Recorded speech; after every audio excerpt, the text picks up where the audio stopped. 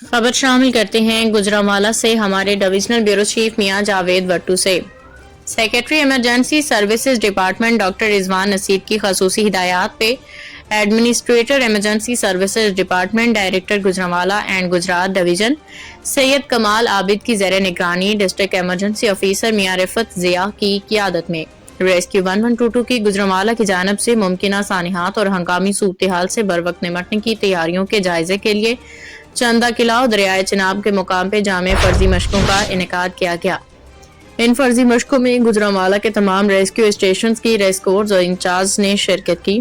मशकों के दौरान बैक वक्त मुख्तलिफ हंगामी सूरत हाल जैसे आग लगने, रोड ट्रैफिक हादिसात, अमारत गिरने, बुलंद मकामात और गहरी खाइयों में अफराद के फंसने, डूबने के वाकयात और मरीजों की फौरी अस्पताल मुंतकली जैसे मनाजर का अमली मुजाहरा किया गया।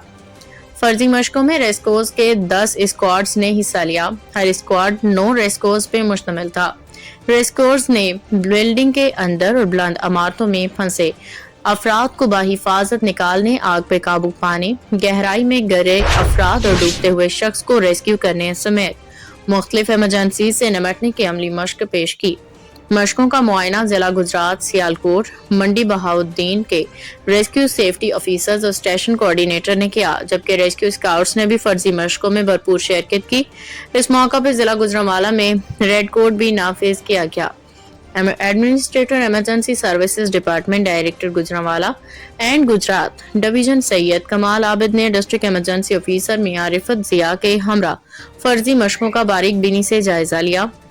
District emergency officer Mian Riffat Zia ने कहा कि रेस्क्यू 1122 अवाम नास की खिदमत के लिए हम वक्त तैयार है।